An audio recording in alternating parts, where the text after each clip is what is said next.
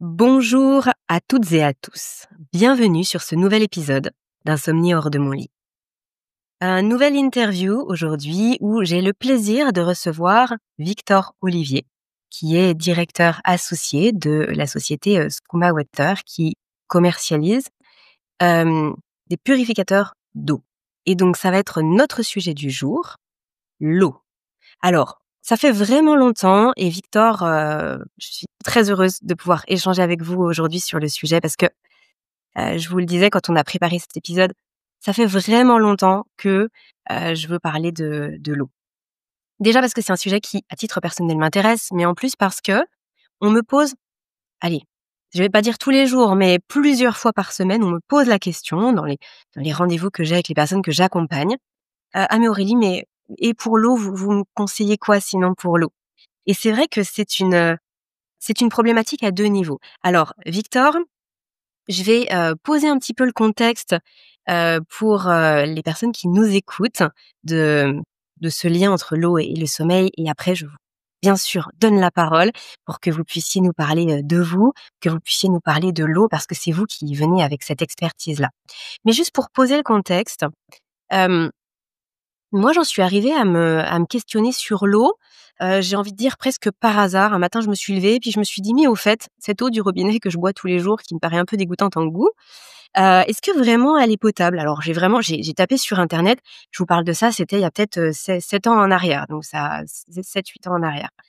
Et je tape sur internet: «Est-ce que l'eau du robinet est potable?» Bon, question, très très bateau, hein, tout le monde a le droit de rire et bien évidemment que je tombe sur tous les articles qui disent bien sûr que l'eau du robinet est potable en France, il y a des analyses qui sont faites et cetera.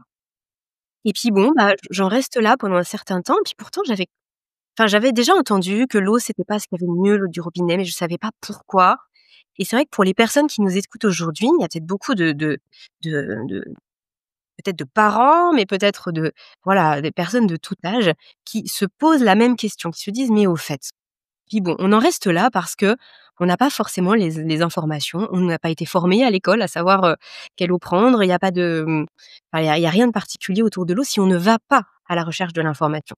Et donc c'est ce que j'ai fait après, peut-être 1 ou 2 ans après, où là je me suis dit: «Bon, je suis mère de famille, à un moment donné, je fais du sport, à un moment donné, il faut peut-être quand même que je m'intéresse à l'eau». Et oui, parce que l'eau, quand même pas oublier que, c'est ce qui nous hydrate, hein, on peut pas vivre sans eau. Nos cellules baignent dans l'eau et a fortiori, c'est là où c'est très intéressant, j'arrive au sommeil, c'est que nos neurones, ce sont des cellules qui vont avoir les mêmes besoins que l'ensemble des cellules du corps. Nos neurones qui vont impulser le sommeil, qui vont impulser ces vagues, qui vont impulser ces cycles avec ces oscillations qui permettent le sommeil, mais qui permettent même pas que l'entrée dans le sommeil, qui vont permettre aussi de maintenir le sommeil. L'alternance entre les cycles, l'alternance entre les phases de sommeil sont permis, sont là, sont possibles si notre cerveau, au niveau de nos neurones, ça fonctionne bien. Il y a plein de raisons qui viennent soutenir, enfin, qui font que ça peut ne pas fonctionner correctement, qui peuvent entraver. Il y a plein de choses qui peuvent venir soutenir ce fonctionnement neuronal. Mais parmi tout ça, il ne faut absolument jamais oublier l'eau. Et j'ai même envie de dire, aujourd'hui, avec les connaissances que j'ai depuis quelques années, il faut le mettre en priorité parce que on boit toute la journée des litres d'eau. Donc, on est composé, mais vous allez le dire bien mieux que moi, d'une grande partie d'eau. Et donc, nos cellules, elles baignent dans l'eau. Donc, l'eau qu'on apporte, elle va déterminer en grande partie comment nos cellules vont fonctionner. Donc, comment nos organes vont fonctionner. Donc, comment notre corps tout entier va fonctionner. Si aujourd'hui, vous nous écoutez, vous vous intéressez à votre sommeil, vous avez envie de renforcer votre sommeil, la question de l'eau, elle s'impose. Alors maintenant que j'ai dit ça, bah, c'est pas si évident de se dire: «Bon, bah, d'accord, ça s'impose la question, mais qu'est-ce que je fais avec tout ça?» Parce qu'au final, il y a 2 éléments à prendre en compte. L'eau que je bois, ça va être l'eau en bouteille, l'eau du robinet. Aujourd'hui, on a ces 2 options-là qui nous sont présentées comme ça. Alors je peux me poser la question de quelle eau en bouteille je choisis? Bon, ça va pas être notre sujet aujourd'hui parce qu'on va voir que finalement, c'est pas vraiment la question.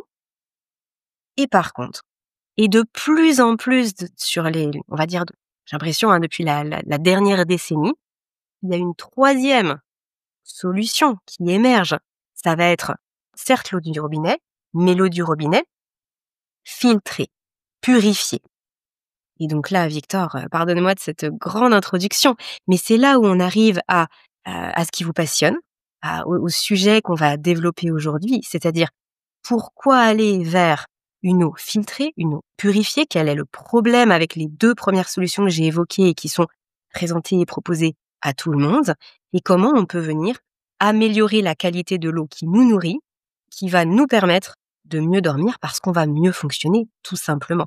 Et donc là, on parle de sommeil aujourd'hui, bien sûr, parce que c'est la thématique de ce podcast, mais en fait, toutes les problématiques de santé que vous pouvez rencontrer vont être soutenues par une eau de qualité.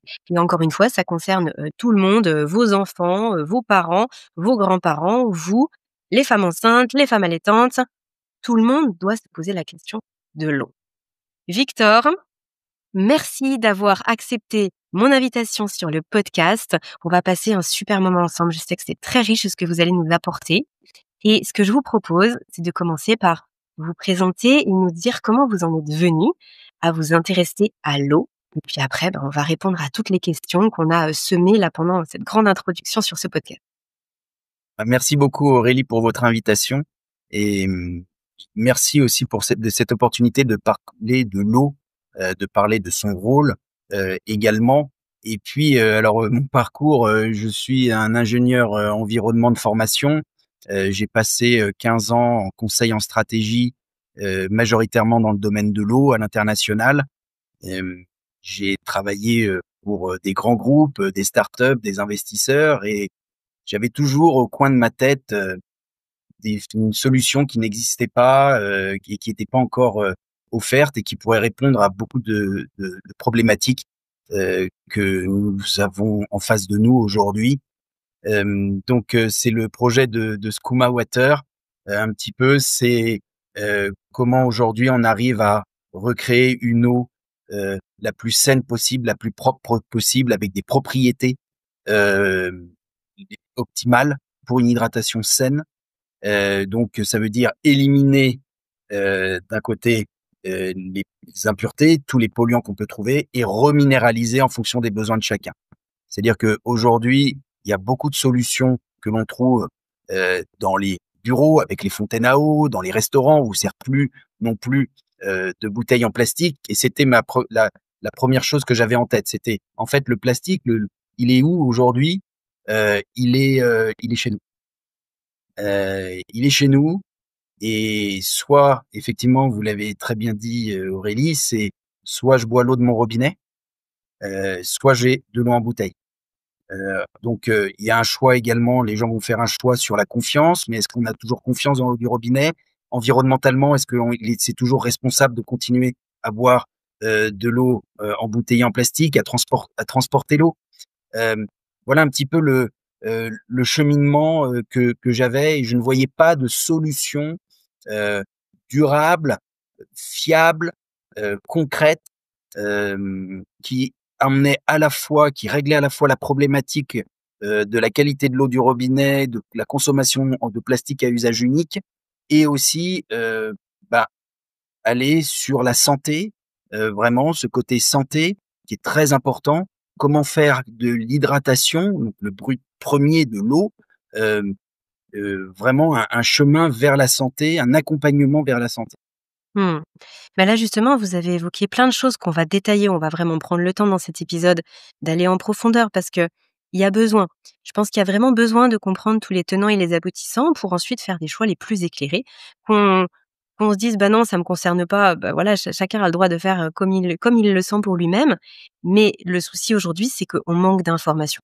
Et donc là, aujourd'hui, on va vraiment essayer de partager un maximum d'informations et on va reprendre ce que vous avez dit en allant en profondeur sur ces sujets-là. À savoir, Hem, on va commencer par les bouteilles en plastique. Aujourd'hui, quel est le problème avec les bouteilles en plastique? Donc vous en avez évoqué plusieurs et je vous propose de les reprendre et de nous les détailler un petit peu plus parce que finalement, c'est pas qu'une question de qualité. Vous avez parlé aussi on va dire d'éthique environnementale, qu'est-ce qu'on fait aujourd'hui, avec ce plastique, que ce soit pour l'environnement, dans notre corps? Est-ce que vous pouvez nous expliquer tout ça? Bien sûr. Euh, Aujourd'hui, si vous voulez, on continue donc à tirer dans les nappes de grandes quantités d'eau, de ces eaux soi-disant minérales naturelles. Donc, on continue à pomper énormément dans ces nappes. Aujourd'hui, ces nappes, certaines se tarissent, certains puits de certains minéraliers sont fermés et se ferment.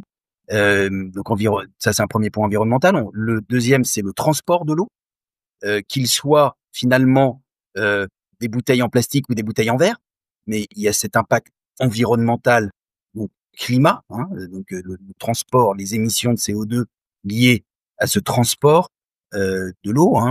Regardez aujourd'hui, de temps en temps, vous êtes au fin fond du monde, vous allez trouver des grandes marques d'eau qui viennent évidemment très loin. Je ne donne pas de nom volontairement. Et la deuxième chose, c'est que la majorité de ces bouteilles sont également embouteillées dans des usages, donc dans des bouteilles en plastique à usage unique. Et c'est très important de différencier et de le dire, parce que une bouteille d'eau ou une bouteille en plastique ne se réutilise pas, elle n'est pas faite pour ça. On augmente également la teneur en plastique recyclé, et là on arrive à des sujets où on arrive à avoir des microplastiques dans nos bouteilles d'eau. Donc, non seulement vous avez un impact environnemental, euh, on va dire qu'il est non négligeable, et en plus un impact sur votre santé, puisque votre bouteille, vous ne savez pas non plus dans quelles conditions elle a été stockée. Est-ce qu'elle est restée sur typiquement un parking? Est-ce qu'elle est mal stockée? Est-ce elle est assujettie, exposée à la chaleur, à la lumière qui continue donc à dégrader ce plastique? Et donc, vous pouvez être quasiment certain aujourd'hui de trouver des microplastiques dans ces bouteilles, d'eau. Et si en plus vous la remplissez un peu plus tard avec une eau du robinet, eh bien, ce n'est absolument pas fait pour ça. Ces microplastiques aujourd'hui ont un impact évidemment sur votre santé, sur le fait que vous allez le digérer, et ces plastiques sont très nocifs au niveau notamment cérébral. Quand vous Euh, dites, Petit à on est petit, quasiment sûr, excusez-moi Victor, une petite précision, quand vous dites on est quasiment sûr, j'imagine qu'il y a des études qui ont été menées. Est-ce bien que sûr. c'est à ça que vous faites référence? Est-ce que vous auriez des datas, des données à nous présenter par rapport à aux études qui ont été faites sur la quantité de plastique? Je sais qu'il paraît qu'on mange l'équivalent d'une carte de Une crédit en carte plastique. bleue, une carte de crédit. Alors, Ouais, je pense ouais. que maintenant, on est même, on pourrait certainement dire qu'on en mange même un peu plus, parce que je pense que cette carte de crédit, on en parle maintenant depuis des années et on n'est jamais autant exposé aujourd'hui qu'aux microplastiques. Ces microplastiques, les données, oui, il y a beaucoup de laboratoires qui font des tests et nous avons également, suite à ces tests, fait des tests chez nous, Skouma, et on en reviendra dessus. Euh, mais oui, vous allez forcément, dans le cours de votre journée, être exposé aux microplastiques à travers l'hydratation. Euh, si et ça, c'est vraiment quelque chose euh, qui est, ils sont microscopiques, ces microplastiques. Vous ne les voyez pas. On les ingère, on ne peut pas les digérer. Euh, voilà, c'est un vrai impact santé aujourd'hui auquel on peut aujourd'hui se prémunir. Donc ça, c'était pour les eaux en bouteille. Et puis effectivement, même, enfin, vous avez évoqué le stockage, mais moi j'ai souvenir, même à titre personnel, je faisais beaucoup de compétitions, quand j'étais, plus jeune et j'emmenais mes bouteilles en plastique. Elles restaient toute l'après-midi dans la voiture en plein été. C'était bouillant, on buvait l'eau, elle était chaude, c'était dégoûtant, mais du coup, on buvait ça tout le temps. Même je faisais du cyclisme, les gourdes étaient aussi, bien évidemment en plastique et tout était en plastique.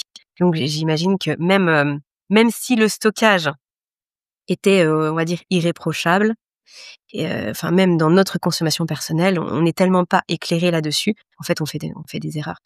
Et maintenant, l'eau du robinet, qu'est-ce qui se passe avec l'eau du robinet? Quel est le problème? Est-ce que ma recherche internet d'il y a 7 ans en arrière était stupide? Non, je pense que votre recherche a été extrêmement pertinente. il y a 2 choses, donc il y a plusieurs choses. C'est aujourd'hui la qualité de l'eau, oui, pour répondre à votre premier constat, c'est oui, elle est potable. Les agences régionales de santé vérifient la qualité de l'eau, hem et aujourd'hui, il y a, énormément de toutes ces agences, vérifient la qualité de l'eau. Aujourd'hui, néanmoins, il y a plus de 12 millions, plus de 20 de notre population française, qui consomme régulièrement une eau non conforme au seuil sanitaire. Et on est face à des polluants, donc bien qu'elle soit déclarée potable, elle va néanmoins contenir des polluants en plus ou moyenne quantité, en plus de ces alertes et de ces seuils au cours de l'année. Il est possible que vous receviez une lettre de votre distributeur d'eau, que ce soit une société privée ou que ce soit une régie, euh, et ben en fait qui va vous dire au cours de l'année vous avez été face à tel pesticide, on a eu des seuils supérieurs. Voilà. Bon, maintenant, nous sommes très contents de le savoir, mais l'eau du robinet, donc elle peut être contenir des contaminants qui sont issus soit de la source, qui est déjà polluée, cette source qui va contenir notamment des pesticides. Quand je parle de pesticides, je parle de nombreux types de pesticides, intégrant ces métabolites. Je parle également de ces PFAS dont on entend un petit peu partout aujourd'hui dans les médias, auxquels quasiment la totalité de nos territoires fait face. Et nous ne sommes pas les seuls en Europe. Hein. Clairement, hein, il y en a vraiment partout, avec différents types de PFAS, réglementés et non réglementés. Donc nous allons les retrouver, qui sont issus donc de l'industrie principalement. Et on va également trouver des métaux lourds. Là, ces métaux lourds, on peut les trouver à la source, mais on peut les trouver également dans les canalisations. On va également avoir des polluants qui arrivent à nos robinets par les canalisations qui peuvent être finalement non pas dans le réseau de distribution de l'eau, mais dans les derniers mètres. En fait, on vous distribue l'eau, si vous voulez, à un point A, et puis ensuite, il arrive et il est distribué dans les appartements. Et là, c'est une partie privée. Les distributeurs d'eau, les opérateurs, ne sont pas responsables de cette partie-là. Et donc, on va également, bien que les tuyaux, le plomb soient interdits, on peut clairement imaginer, enfin, on peut clairement dire que il y a encore des vieux tuyaux, il y a encore quand il y a des fuites, comment réparons-nous avec des métaux, voilà. Donc nous sommes face aux métaux lourds, nous sommes face à des microplastiques également, qui vont être également issus de la source, et puis des résidus médicamenteux qui peuvent arriver. Il peut avoir également donc des pollutions autres que plastiques, autres que les microplastiques, mais directement plastiques. Hein. On parle de les CMV. Hein, ça, c'est vraiment quelque chose qui arrive également, qui est issu de nos derniers mètres, bien souvent. Donc voilà, aujourd'hui, filtrer son eau du robinet, ça devient une précaution.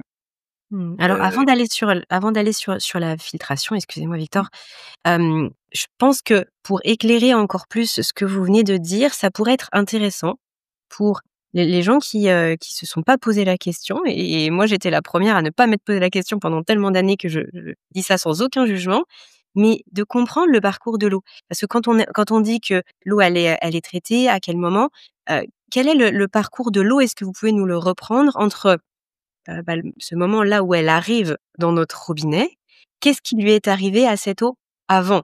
Parce que finalement elle va être, traitée, elle va être, stockée, elle va être, est-ce que vous pouvez nous reprendre ce Bien sûr. parcours-là? Alors l'eau, c'est relativement simple. Elle est pompée donc soit dans les nappes, donc des eaux souterraines, soit elle va être issue d'eau de surface, des lacs, des rivières, des fleuves, heu, ou alors issue de la désalinisation. En France, on n'a pas encore d'usine de désalinisation. Mais ce sont les 3 premières sources. Les 2 premières sources que j'ai citées, heu, c'est notre cas en France, heu, vont contenir des contaminants. Ces contaminants, ils vont être acheminés vers une station de traitement d'eau potable. Cette station, elle est opérée Ah, par les contaminants, vous voulez dire l'eau avec les contaminants? oui, oui, tout à fait, elle est pompée et c'est de l'eau brute, hein, et donc elle est acheminée vers une station, d'eau potable. Cette station, elle a très souvent un filtre à sable et pour vraiment, dégrossir l'eau, filtrer les sédiments, et ensuite elle a rarement un traitement, de charbon actif. Elle va direct et puis après elle est, hem, désinfectée. C'est pour ça qu'on injecte du chlore. Le but, c'est de le chlore, il est rémanent, donc en fait, tant qu'il n'est pas à la surface, il reste et donc il continue son rôle de désinfection dans les tuyaux pendant qu'il est, finalement, l'eau est transportée jusqu'à votre robinet. Quand l'eau est transportée, elle part dans des grosses canalisations. Ces canalisations, c'est le réseau c'est le réseau d'eau potable. Hem, elle il va jusqu'à des points de distribution. Donc un petit peu, si vous voulez, des embranchements pour pouvoir distribuer votre maison, pouvoir distribuer votre résidence, votre appartement, votre immeuble et c'est en fait la responsabilité du de l'opérateur s'arrête ici. Et c'est là où l'eau, après, est dispatchée jusqu'à notre robinet. Et donc les Les tests sont faits traitements où? primaires, les traitements qui sont faits ne vont pas assez loin aujourd'hui pour enlever l'ensemble, de ces polluants. Aujourd'hui, ça coûterait extrêmement cher, hein, de traiter 100 de l'eau qu'on nous distribue, hem, sans ces polluants, puisqu'il faudrait mettre des traitements, je ne vais pas aller trop techniques, mais des traitements extrêmement poussés, où on utiliserait heu, des membranes d'osmose inverse, notamment pour l'enlever l'ensemble de ces contaminants. Ça serait, vraiment quelque chose d'extrêmement coûteux. Hem, voilà un petit peu pour répondre à votre Mmh. question, chère. Et donc là, les tests qui sont effectués et qui permettent de déclarer l'eau potable ou pas, ils sont faits à quel moment dans tout ce parcours? Alors ils vont être faits avant l'envoi, de l'eau, périodiquement. Mmh. Et ils vont également être faits par les agences régionales de santé. Il va y avoir des prélèvements qui peuvent être faits à la station, ils peuvent être faits également au robinet ou dans des points, de la ville, s'il y a dans des points d'eau dans les parcs, heu, et cetera. Donc il y a un contrôle qui va se faire, de manière, très différente. Mais encore une fois, si l'eau est déclarée potable, ça ne veut pas dire qu'il n'y a pas de polluants. Mais Il oui, y a bien des sûr. seuils et malheureusement, quand ces seuils sont trop élevés, il est possible de diluer. La Mmh. solution peut être dans la, heu, dilution. C'est-à-dire qu'on va prendre une source, donc heu, d'eau qui est un seuil de certains polluants trop élevé, que l'on va mélanger avec une eau dont le seuil est beaucoup plus bas ou ne contient pas du tout de ce polluant et à ce moment-là, à la sortie, on retrouve une eau qui est conforme. Ouais, et je pense que c'est vraiment important d'insister sur ce point-là. C'est-à-dire que c'est dit conforme, c'est déclaré potable. Vraiment ça, c'est quelque chose qui me tient extrêmement à cœur. C'est le fait mmh, de pas aller trop vite sur la sémantique, sur les mots. Parce qu'effectivement, quand on dit potable, et vous l'avez très bien dit, c'est-à-dire que l'eau, elle est déclarée potable. Si on va chercher sur internet, on a que l'eau est potable. Si on va sur quand on emménage, qu'on va regarder, au niveau en local, comment est l'eau de notre village, de notre environnement, de proche, eh bien, l'eau va être dite potable. Mais il faut vraiment pas oublier que ce mot potable, il est posé en fonction de certains seuils qui ont été, à un moment donné, fixés par, des instituts, des organismes, des autorités, mais ça ne veut pas dire que dans le temps, c'est toujours aussi vrai. C'est-à-dire que quand on dit que c'est potable, ça veut dire que quand on boit l'eau, on va pas tomber tout de suite. Mais je pense que c'est très important de noter que à moyen et long terme, qu'est-ce qui se passe? Parce qu'effectivement, dans certains pays, moi qui ai pas mal voyagé, on sait que où il y a marqué eau non potable, on sait que si on boit l'eau, soit on va être très malade, soit même carrément on peut carrément, en mourir si on consomme de l'eau en trop grande quantité qui n'est pas dite potable. Parce que là, on le voit, c'est de l'immédiat. Et c'est souvent, et c'est pour ça que j'insiste un peu dessus, parce que souvent dans le domaine de la santé et du sommeil, c'est exactement la même chose. C'est-à-dire qu'on oublie le moyen long terme. On dit: «OK, à court terme, bon, il a l'air de rien trop se passer».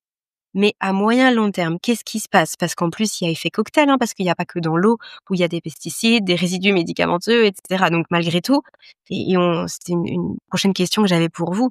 Donc en fait, il y a quand même cet effet cocktail où certes, peut-être que le verre d'eau qu'on va boire du robinet, c'est OK, mais par contre cumulé, qu'est-ce qui se passe? Et puis année après année, qu'est-ce qui se passe? Et c'est là où on se rend compte qu'il y a quand même des problèmes qui arrivent.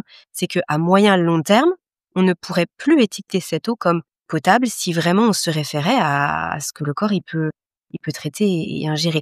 Est-ce que vous considérez que je vais trop loin ou est-ce qu'on est là-dedans? Non, vous avez complètement raison, Aurélie. En fait, nous sommes des bioaccumulateurs, donc effectivement, vous n'allez pas tomber par terre en buvant une eau avec des PFAS ou avec un pesticide de telle ou telle sorte aujourd'hui. Mais en fait, faut pas oublier une chose aussi, c'est que la qualité de l'eau, elle est saisonnière. Peut-être que aujourd'hui, si je prends votre eau potable et que nous la testons en laboratoire, elle sera parfaite. Et la semaine prochaine, je ne suis pas sûr. On va être dans des endroits, vous allez partir en vacances. Les gens partent en vacances, ils vont aller sur les, les côtes, donc et puis on va devoir ouvrir et utiliser des, des nouvelles sources d'eau qui n'ont pas été utilisées pendant l'année, donc d'autres forages, etc. La qualité de l'eau va changer à nouveau. Est-ce que ce sont des zones où il y a beaucoup d'agriculture autour? Est-ce qu'il y a une zone où il y a une industrie particulière? Voilà. Donc l'eau est également la qualité de l'eau est saisonnière. Euh, et donc en fait vous allez petit à petit être face à différents polluants au cours de l'année en fonction de là où vous allez vous trouver et vous êtes un bioaccumulateur, on accumule. Donc oui, on va pas tomber par terre tout de suite, mais quel est aujourd'hui le danger de boire ces pesticides, ces PFAS, les métabolites? Nous en sommes déjà là. Nous parlons de métabolites. Ces métabolites, ce sont des dégradations, déjà des dégradations, des molécules dégradées de de ces contaminants. Ça veut dire que ils sont dans notre environnement depuis très longtemps. On parle des TFA pour les PFAS. Le TFA est un métabolite de PFAS. On parle des métabolites de pesticides. Bah oui, on utilise des pesticides de différentes sortes qui descendent au fur et à mesure dans l'environnement et qui se retrouvent dans nos nappes et elles se dégradent petit à petit.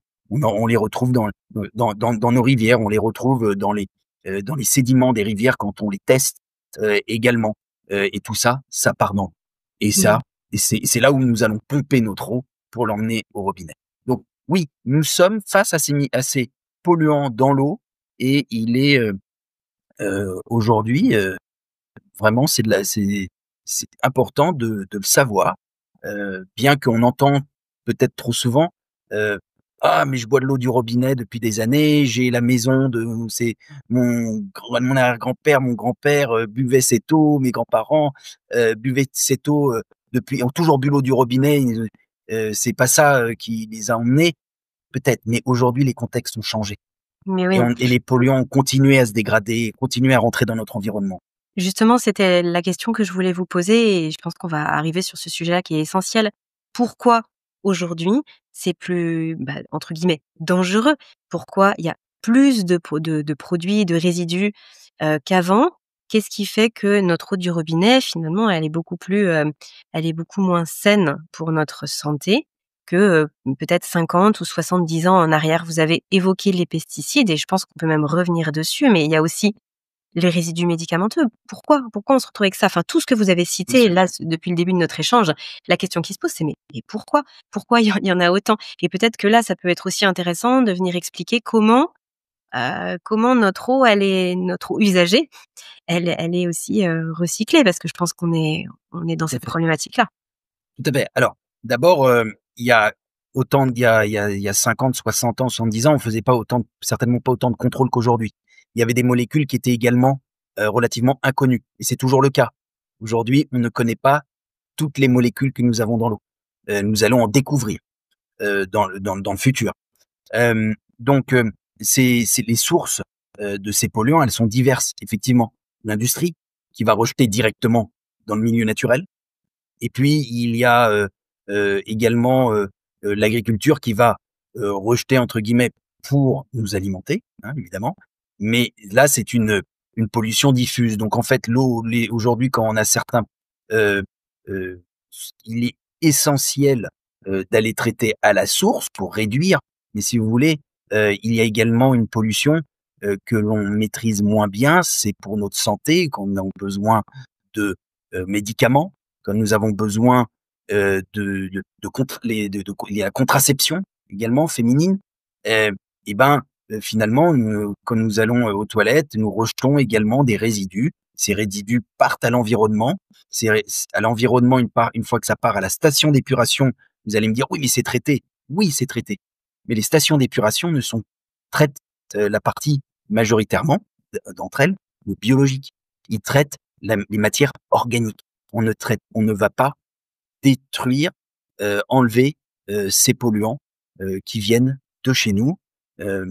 Et ça également, si on doit aujourd'hui moderniser l'ensemble des stations d'épuration pour enlever ces micropolluants, ces polluants éternels, ces résidus médicamenteux, ça nous coûtera extrêmement, ça sera des investissements également colossaux. Mais effectivement, nous sommes, il faut bien dissocier les sources de pollution, euh, parce que nous continuons à polluer notre environnement, mais nous héritons, on va dire ça comme ça, nous héritons des pollutions passées. Et oui, c'est ça, ça fait un gros cumul. Et puis, il y avait quelque chose que vous aviez évoqué justement lorsqu'on avait préparé notre épisode, et j'aimerais bien qu'on puisse le partager ici parce que ça me semblait vraiment très pertinent. C'est le fait que l'eau du robinet, enfin finalement, après ce serait peut-être quelque chose à réfléchir de façon systémique et de façon très globale, et c'est vrai que ça doit coûter extrêmement cher, je vais pas du tout m'avancer là-dessus, mais malgré tout, l'eau qu'on utilise pour tirer la chasse, pour nettoyer notre sol, en fait, c'est de l'eau qui est dite potable aussi, c'est-à-dire qu'il y a un seul réseau de distribution d'eau, et donc si on devait traiter l'eau qu'on va boire, en fait, ça voudrait dire que l'ensemble de la totalité de l'eau qu'on consomme serait traitée, ce qui coûterait extrêmement cher, alors qu'en fait, effectivement, il y a de l'eau qui sert juste à tirer la chasse, et donc on n'a peut-être pas besoin que celle-ci, elle soit complètement traitée, mais l'eau qu'on boit, si. Enfin bon, je veux bien que vous reveniez là-dessus parce que ça m'avait vraiment, ça m'avait paru très, très pertinent. Exactement. Et merci beaucoup de me poser cette question parce que, en fait, l'eau que l'on boit, ça va être 5% de l'eau que l'on transporte, 5%, ah la 5 à vache! 10%. Le reste, il y a l'industrie qui consomme énormément d'eau, l'agriculture qui consomme énormément d'eau, qui vient peut-être pas forcément évidemment des eaux, de l'eau potable, mais potabilisée, mais l'industrie, énormément d'eau, l'eau que vous allez utiliser pour vos machines, l'eau que vous allez utiliser pour laver le sol, l'eau pour les toilettes, l'eau pour arroser votre jardin, toutes ces formes d'utilisation de l'eau, euh, est-ce qu'il est vraiment nécessaire finalement d'avoir un traitement à la source pour enlever tout ça, ou alors il vaut mieux avoir une précaution et se dire l'eau que je veux boire, en tout cas à l'instant T aujourd'hui, en attendant de faire mieux dans les traitements à la source et la réduction des pollutions, est-ce qu'il n'est pas mieux aujourd'hui d'utiliser un système pour ce de filtration au point d'usage? Eh Ça, oui. c'est Mmh. certainement aujourd'hui la réflexion à avoir. Est-ce que demain, le futur dit que nous aurons chacun une autonomie peut-être de traitement de nos eaux potables et de nos eaux usées? Heu, Ça, c'est peut-être un autre sujet, Aurélie. Mais Non, mais en ça tout fait cas, vraiment avoir intéressant une de certaine autonomie sur et maîtriser et dire: «Je sais ce que je bois, mmh. c'est bon pour ma santé, c'est bon pour mon bien-être, c'est bon pour ma performance quand on fait attention et qu'on fait du sport, c'est bon pour mon sommeil. C'est une combinaison pour moi aujourd'hui primordiale au moins ces quelques pourcents qui sont utilisés pour notre hydratation euh, soit la plus saine possible. Et puis en plus, il faut pas oublier que il y a tout le temps un décalage entre ce qu'on sait, enfin je vais même aller plus loin. Il y a tout le temps un décalage entre ce qui se passe, ce que quelques personnes savent et ensuite ce que la majorité des personnes vont enfin savoir. Pourquoi je dis ça? Parce que, agir en prévention à partir du moment où on a conscience que ça existe, ça me paraît vraiment essentiel pour sa santé et pour celle de nos enfants aussi.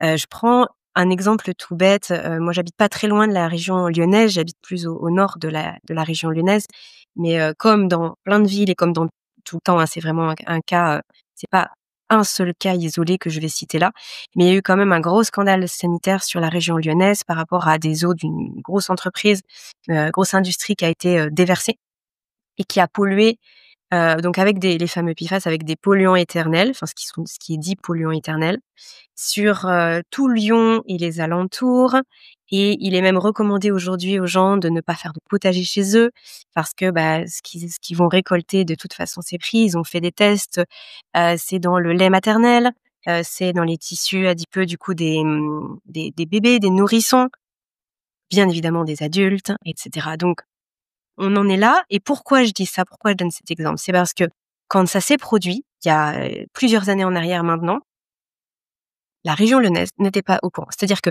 les gens, je veux dire par là, la population n'était pas au courant. Ils l'ont su que plusieurs années après, quand justement il y a certains journalistes, il y a certaines personnes qui ont révélé ce scandale-là. Donc les autorités sanitaires étaient au courant et ils ne voulaient rien dire pour pas affoler, la population, voilà, de ce côté un peu paternaliste de: «Bah non, non, il faut surtout, rien dire et puis surtout pas se remettre en cause non plus» parce que il y a quand même énormément de scandales qui existent comme ça et donc les gens l'ont su des années après. Donc j'ai envie de dire, connaissant la façon dont on fonctionne aujourd'hui, l'industrie, la pollution des nappes phréatiques, tout ce que vous nous avez dit aujourd'hui, pour moi, la notion de prévention, c'est le plus beau cadeau qu'on puisse se faire. Et oui, et je pense que c'est exactement ça. C'est si on veut aujourd'hui, vraiment, ne plus avoir à faire face à ces PFAS, métaux lourds, résidus médicamenteux, pesticides, à tout ce cocktail, si vous voulez, de polluants qui vient de diverses sources, il faut absolument, heu, filtrer l'eau, mais filtrer l'eau de bonne manière. Ce dont néanmoins, ce que vous avez dit là, c'est un accident industriel. Donc là, Il faut effectivement, bien il y a se une rajouter à tout ça. précaution à avoir, Ouais, ouais. heu, où là peut-être, les autorités doivent prendre les devants et informer immédiatement. Mais regardez l'actualité aujourd'hui, l'eau, heu, est à est vraiment dans tous les médias, mais aujourd'hui on parle, tiens, en ce moment, il y a eu un événement il y a pas très longtemps en Alsace, il y a encore eu où l'eau a été, vraiment, déclarée, bien au-dessus des seuils au niveau des PFAS. Encore à Lyon, il y a pas très longtemps sur des pesticides. Hem Il y a tous les jours, attention, des alertes, sur les seuils, qui sont dépassés. Hem, donc, Mmh. heu Et ben, donc et du et coup, et et c'est quand en plus on les détecte, hein. et oui, On mais c'est ça, Voilà, donc quand on les recherche et quand on les détecte, ça c'est un petit peu quand on comme, cherche, on trouve. voilà, j'ai fait un épisode très intéressant là sur les prises de sang avec Colline Jumeau qui est spécialiste, sur les analyses des prises de sang et je fais ce parallèle parce que c'est exactement ce qu'on se disait. C'est-à-dire qu'on va voir ce qu'on a cherché et ce qu'on est capable de détecter et il y a plein de «et» en fait. Donc il faut, c'est pareil là pour l'eau, ça dépend. Est-ce qu'on regarde? Ensuite, si on regarde, qu'est-ce qu'on regarde? Et ensuite, en fonction de ce qu'on regarde, à quel seuil on se dit que ça peut être dangereux? Donc finalement, qu'est-ce qu'on dit? À quel moment on informe? À quel moment on tire la sonnette d'alarme? Et même quand c'est trop haut, est-ce que du coup, on est autorisé à le savoir, nous, en tant que consommateurs? Il y a quand même beaucoup de questions qui se posent. Mais du coup, ça nous amène, Victor, bien évidemment, aux solutions parce que là, l'idée, c'est pas de dépeindre un tableau, catastrophique et puis voilà, on va tous, devenir malade à cause de l'eau. C'est que, il faut être vigilant, il faut faire des choix éclairés. Et quelles sont les solutions aujourd'hui qui se présentent à nous en termes de filtration? J'aimerais bien que vous puissiez nous dire, hem, finalement de la plus petite solution à la solution que vous estimez, bah, la plus intéressante parce qu'on peut dire: «Bah, voilà, je mets du charbon dans mon eau, les filtres Brita, là, les carafes, enfin voilà, c'est sans pour autant vouloir, mettre quelque chose de négatif sur une marque, mais juste dire les systèmes de filtration qui peuvent exister et puis, ben, on va arriver bien sûr Victor au produit que vous mettez en avant aujourd'hui et qui présente justement des caractéristiques très, très, très, très importantes au vu de tout ce qu'on a évoqué aujourd'hui. Alors la première, alors il existe, et merci de me donner la parole là-dessus parce qu'aujourd'hui, comme je disais encore, je on entend dans les médias tous les jours, les problématiques, les alertes liées à l'eau, mais personne ne on ne cesse d'affoler les gens alors qu'il y a des solutions. Mais oui. Et Skooma Water fait partie des solutions, mais je vais vous faire un petit panel avant d'arriver, à Skooma. Heu, déjà, quand vous avez compris aujourd'hui, on parle de molécules, diverses et variées, de différentes tailles, de différentes dangerosités, que vous allez dont vous allez faire face à certains moments de l'année ou pas, et ça va être très saisonnier. Donc il y a un moment où c'est évident que filtrer son eau est une précaution. La première, la plus simple, que les gens ont depuis des années, c'est la carafe filtrante. Heu, il y a différents types de carafes, il y a différents types de filtres. Il est important d'utiliser, des carafes, on va dire, les plus efficaces.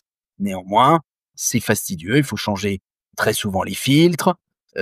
Donc, en matière, il serait important de recycler après ces filtres. Donc et elles n'enlèvent pas tous les polluants que nous avons pu mentionner. Aujourd'hui, elle va enlever certains métaux lourds, elles vont enlever certains pesticides, certains PFAS, potentiellement, mais ils vont être limités à une vingtaine de polluants. On a également ces filtres, qui se visent directement sur le robinet. Pareil, certains que c'est limité à certains métaux lourds, certains, heu, pesticides potentiellement, s'il y a un bon charbon actif de qualité. Et vous allez trouver, également les solutions après. Donc ça, c'est des solutions, on va dire, relativement simples, que tout le monde connaît et ensuite il y a des solutions plus sophistiquées, beaucoup plus coûteuses évidemment, c'est toute la filtration sous l'évier. Hem Et la filtration sous l'évier, elle est efficace suivant le nombre de filtrations que vous avez. Si vous avez juste heu, un charbon actif, est-ce que vous avez une membrane, d'ultrafiltration et après un osmoseur, qui là, va être beaucoup plus efficace. Mais attention, l'eau osmosée n'est pas une bonne eau d'hydratation. Donc si elle n'est pas reminéralisée, elle n'est pas dangereuse à court terme évidemment, mais elle n'est pas une bonne eau d'hydratation. On peut faire un petit focus là-dessus, Victor. C'est très intéressant ce que vous évoquez. Quand on fait Pourquoi une pourquoi osmose l'eau, inverse, voilà, quand qui on n'a plus de osmose l'eau, minéraux. c'est avec une membrane d'osmose inverse, c'est ce qu'on utilise pour désaliniser l'eau.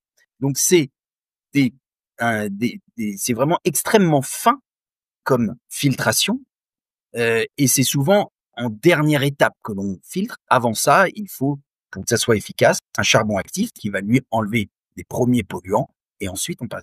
Quand on enlève Quand on passe dans un osmoseur, on enlève beaucoup de polluants, on enlève ce qu'il y a de mauvais, mais on enlève également ce qu'il y a de bon dans l'eau.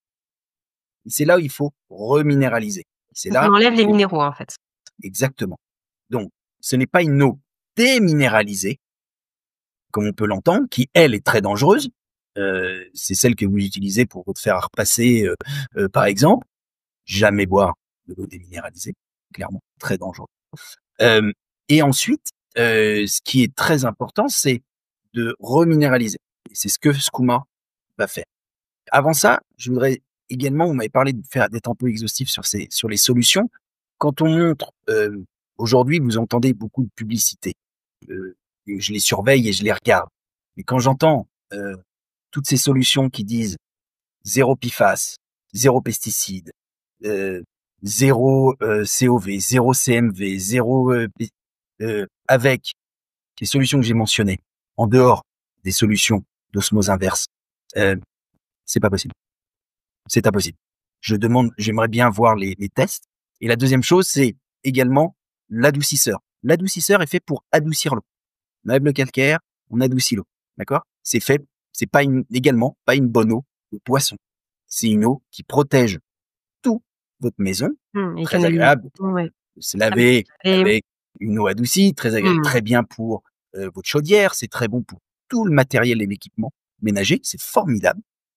Néanmoins, ce n'est pas optimal pour l'eau de boisson, Et pourquoi? Qu'est-ce que ça pour enlève? Qu'est-ce que l'hydratation. ça apporte? On a enlevé le on a enlevé le calcium, calcium, magnésium, le calcaire.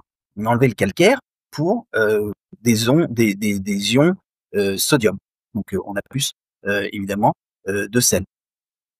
Si donc c'est très important. Est-ce que j'ai répondu à votre question? Oui, vous on était dans le panel de donc là, vous disiez, il y a les carafes, il y Il y a les a carafes, il y a les filtres que donc l'on si on visse. met, le du charbon Ah dans oui, l'eau, enfin voilà, quelque chose d'un tout petit peu plus alors artisanal, le j'ai car oublié effectivement, quelque chose de très important, ce sont tous ces filtres gravitaires. Ou alors les billes de céramique ou le charbon que vous mettez directement dans votre eau. Alors les filtres gravitaires, ils sont cylindriques, donc on met de l'eau et c'est le principe de la grande carafe filtrante. C'est une grande carafe filtrante finalement. Ces charbons actifs, encore une fois, ils vont attraper certains pesticides, enlever le goût de chlore, bien que le chlore soit un faux problème parce que le chlore, une fois à l'air libre, va s'évaporer. Mais à l'instant T, oui, il va être capté très rapidement. Euh, c'est très important de dire que ces solutions onéreuses euh, ne sont plus assez performantes pour faire face aux polluants auxquels euh, nous avons dans notre eau douce. C'est vraiment quelque chose qu'il faut garder en tête. Ah oui, mais moi j'ai ci, ah mais moi j'ai ça. Oui, c'est limité à un seul type de traitement, qui est le charbon actif, majoritairement, et ce n'est pas suffisant aujourd'hui. mmh. Bah, après oui, effectivement et puis malgré tout, chacun va faire en fonction de sa bourse et de ce qu'il, peut mettre en place. Mais en tout cas, c'est sûr que si on veut aller vers, les solutions qui vont être les plus efficaces, il faut se poser la question de qu'est-ce que ça filtre? Et du coup, j'aimerais bien que vous nous expliquiez, Victor, quel est, chez Skooma Water, quel est quelles sont vos valeurs fortes, en fait? Quel est avec quel objectif, vous vous imposez d'année après année sur le marché? Qu'est-ce que vous filtrez? Comment ça se, qu'est-ce Alors, qu'on peut nous en bénéficier en tant que consommateur? alors, chez Skooma, nous, euh, le premier objectif, on n'est pas une société qui fait que de la filtration. On fait de l'eau. Le but, c'est de vous redonner une eau saine à partir de vos besoins. Donc, on va vous créer différents types d'eau parce que aujourd'hui, ce qu'on veut, c'est vraiment innover et donc innover et repenser l'hydratation. Aujourd'hui, qu'est-ce qu'on fait? On a la machine, donc la Skooma. Ensuite, on a différentes bases d'eau pour reminéraliser. Et plus tard, on aura des boosters pour votre santé, pour vous aider, vous accompagner dans vos objectifs de santé. Mais si je regarde déjà sur notre premier sujet, qui est la machine. Nous, euh, on essaye de garder un œil particulier sur les polluants qu'on peut trouver. Et nous sommes la seule marque aujourd'hui et la seule solution qui avons été faire des tests vraiment sur la machine. On a mis plus de 220 molécules polluantes dans la machine avec un laboratoire français certifié COFRAC. Et donc, on a dopé l'eau. On a mis les polluants dans la machine. On sait exactement ce qui est rentré et on sait exactement ce qu'il en est ressorti.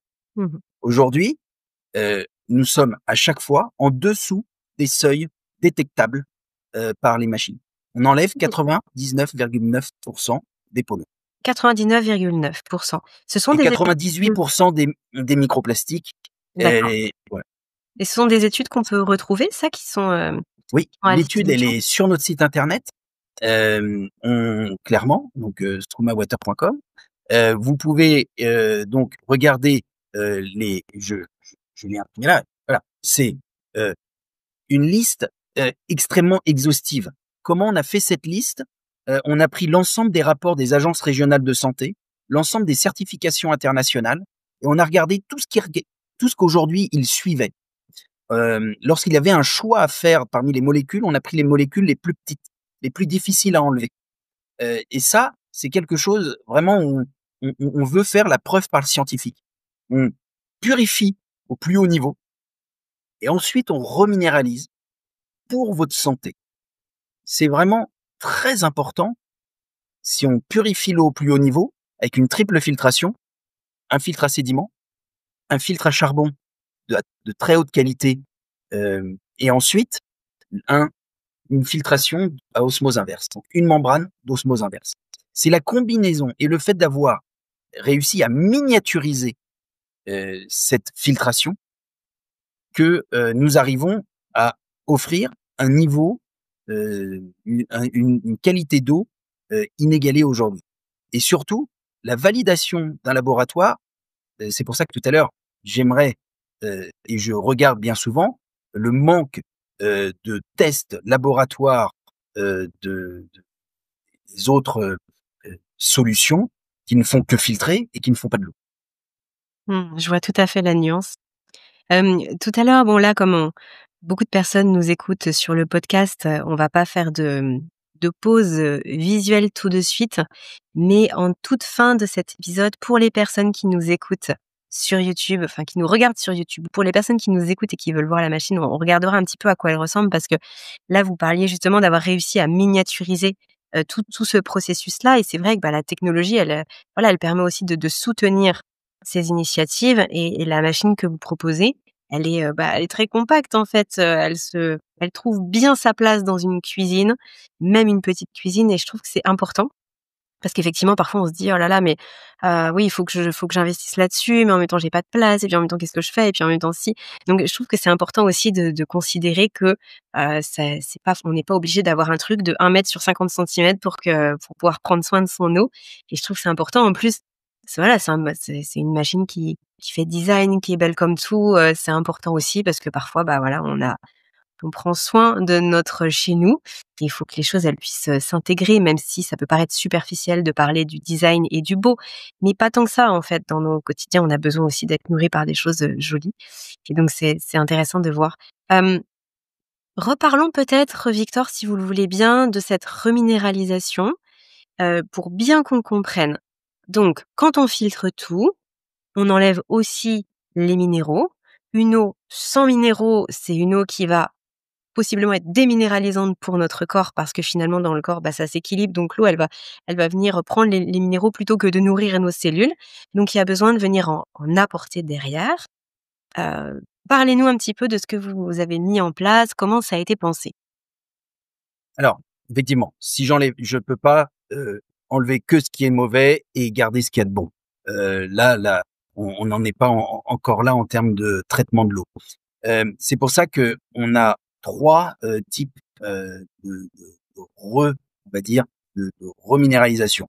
Des minéraux essentiels, euh, magnésium, potassium, calcium. C'est trois minéraux qui sont vraiment indispensables pour une hydratation quotidienne et optimale. Ensuite, on a également l'opportunité d'avoir une eau qui également qui détient les mêmes minéraux mais qui est boostée à la vitamine D.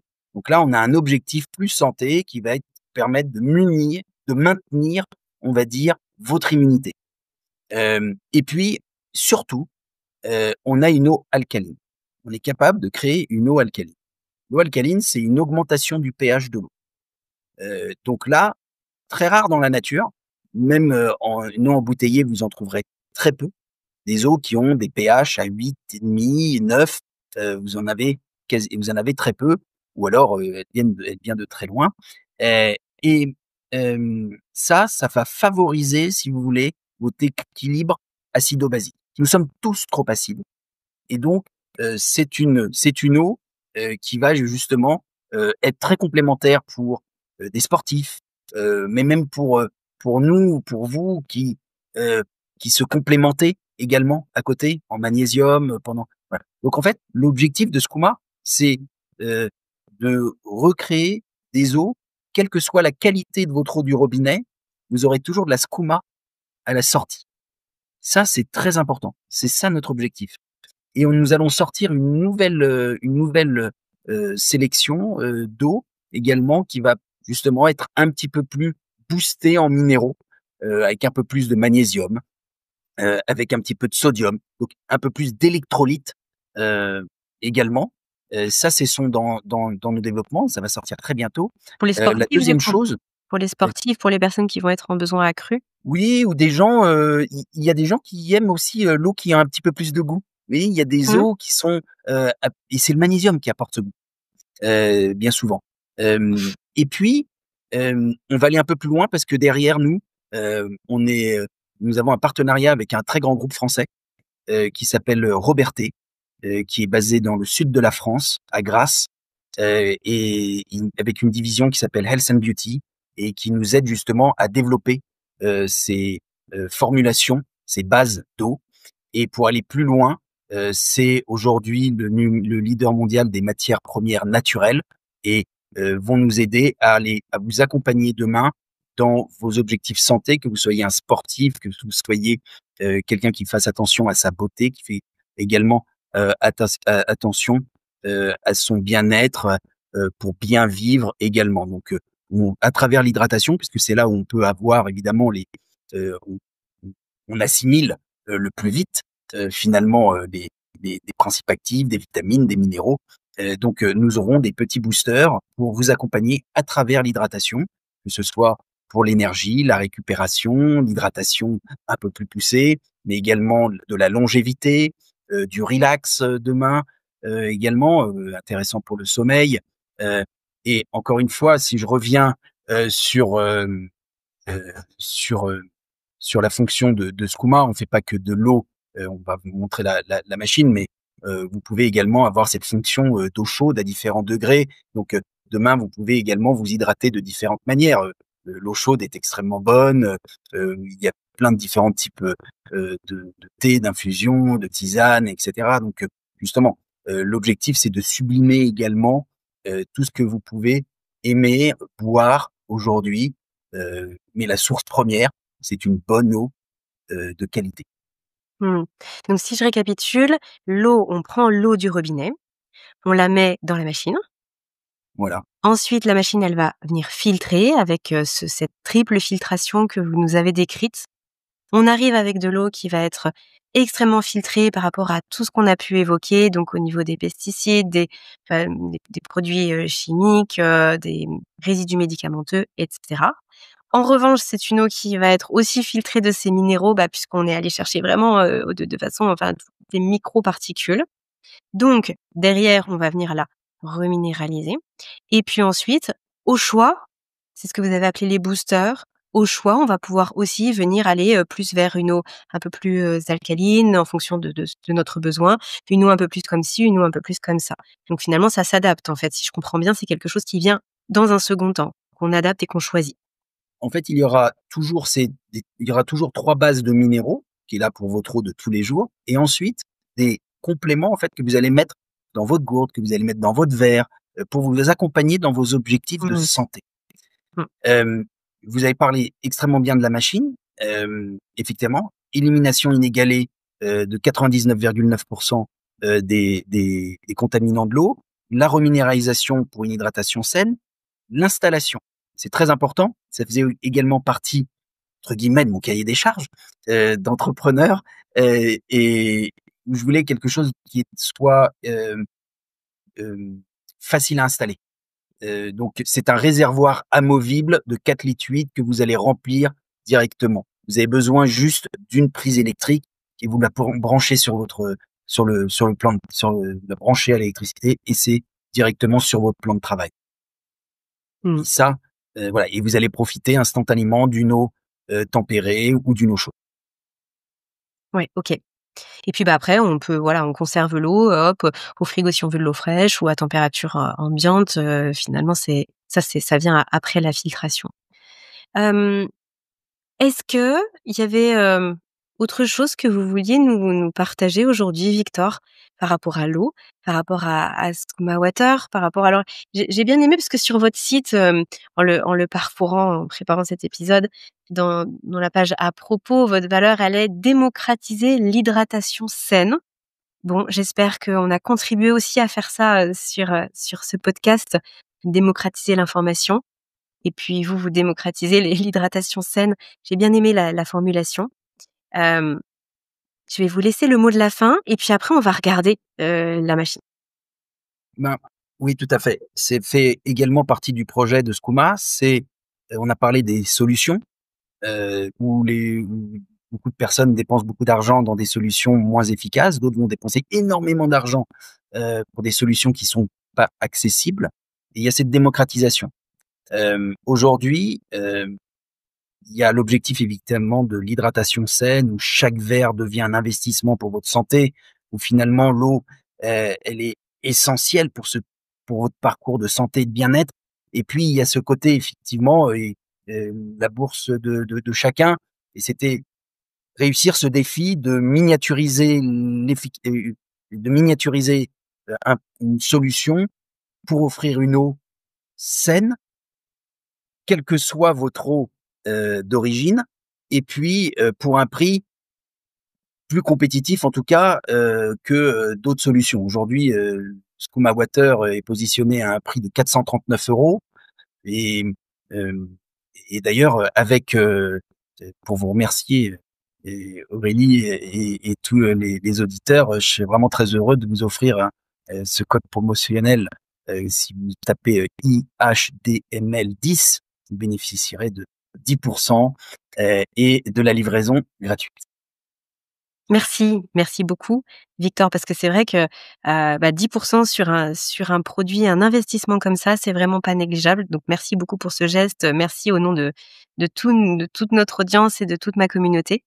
Et puis, c'est vrai que parfois il suffit d'un petit coup de boost pour se dire: «OK, c'est le bon moment pour moi et j'ai envie de passer à l'action».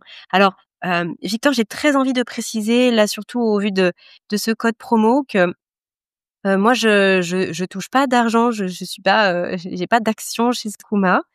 C'est vraiment par, par conviction que l'eau est une richesse incroyable pour notre corps, mais qu'il faut vraiment bien la choisir, que j'ai décidé de vous inviter aujourd'hui. Donc merci beaucoup de faire ce geste-là et je le fais d'autant plus que c'est vraiment désintéressé pour moi.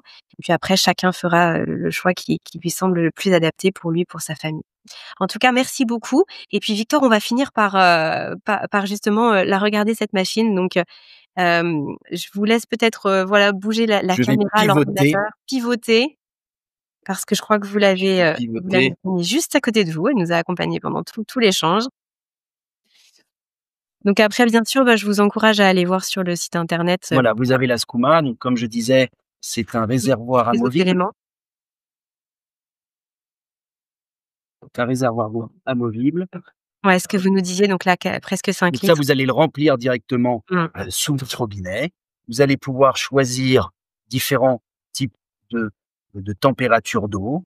Vous allez pouvoir choisir donc 50, 75, 85, 92 degrés et puis 250 millilitres, 350, 500 jusqu'à 1 litre. La machine, elle a toujours de disponible, 1 litre, 5 environ en elle et comme c'est une filtration, donc d'osmose, le filtre est ici et juste à l'intérieur. Vous le changez qu'une seule fois par an. Ça, c'est très important également, de le noter. Hem et comme c'est une osmose inverse, elle a besoin de environ 5 minutes pour refaire, son eau, et toujours avoir ses 1,5 litre en elle, toujours disponibles. Ouais, Et c'est rapide 5 minutes quand même, hein. oui, tout à fait. Vous avez votre eau, Et donc comme elle on peut s'est le voir, arrêtée, mais elle s'arrête toute seule quand au bout d'un je moment. disais, quand je disais compact, on est d'accord qu'on peut le glisser entre 2 appareils de cuisine. OK. Eh bien, merci beaucoup Victor. Hem, Avec, très grand plaisir. Merci beaucoup Aurélie pour, cette opportunité. J'étais vraiment ravi, de discuter, de parler, de l'eau et j'espère que ça a apporté, beaucoup de réponses, à votre audience. ouais, bien sûr et peut-être même que ça a apporté, ça a soulevé des questions qui n'étaient pas là avant et puis, c'est ce que j'aime beaucoup faire sur le podcast, de dire: «Allez, explorer un peu, défricher des choses et puis surtout apporter des solutions, hein. C'est l'idée aussi, c'est de se dire qu'il y a des choses qui existent. Donc merci beaucoup Victor, pour votre temps, pour la richesse de votre partage et puis je mettrai, les liens qui renvoient vers Skooma Water avec le code promo aussi en description de l'épisode. Merci pour le geste que vous faites pour notre communauté et je vous dis, écoutez, bonne continuation et je vous dis à bientôt. À très bientôt. Au revoir.